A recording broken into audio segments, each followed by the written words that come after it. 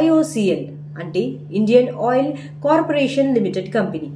ఈ కంపెనీ వచ్చేసి 1959లో ఎస్టాబ్లిష్ అయింది అండ్ దీని హెడ్ క్వార్టర్స్ వచ్చేసి న్యూఢిల్లీలో ఉందన్నమాట. అలాగే గవర్నమెంట్ ఆఫ్ ఇండియాకి సంబంధించిన పబ్లిక్ సెక్టార్ అండర్టేకింగ్ గా పనిచేస్తుంది ఈ కంపెనీ. సో ఈ కంపెనీ దగ్గర 11 రిఫైనరీస్ ఉన్నాయి. సో టోటల్ రిఫైనింగ్ కెపాసిటీ వచ్చేసి 80 మిలియన్ టన్స్ పర్ యానం అన్నమాట.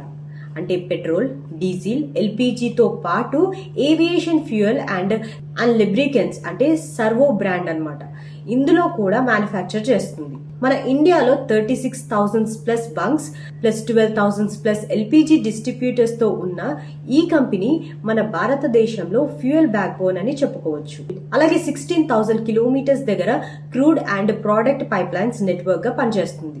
ఇప్పుడు ఈ కంపెనీ గ్రీన్ హైడ్రోజన్, బయోఫ్యూయల్స్, అలాగే solar and EV charging stations లాంటి రెన్యూవబుల్ ఎనర్జీలో కూడా ఇన్వెస్ట్మెంట్ చేసి మన భారతదేశానికి క్లీన్ ఎనర్జీ ఫ్యూచర్ క్రియేట్ చేయడానికి ముందుకు వస్తుంది. సో స్టాక్ మార్కెట్ ఎక్స్పర్ట్స్ ప్రకారం ఫినాన్షియల్ గా చూస్తే గనక FY24లో కంపెనీ రెవెన్యూ వచ్చేసి 8.5 లాక్స్ క్రోర్ లో ఉంది. అలాగే నెట్ ప్రాఫిట్ వచ్చేసి 31,000 క్రోర్ లో ఉందన్నమాట.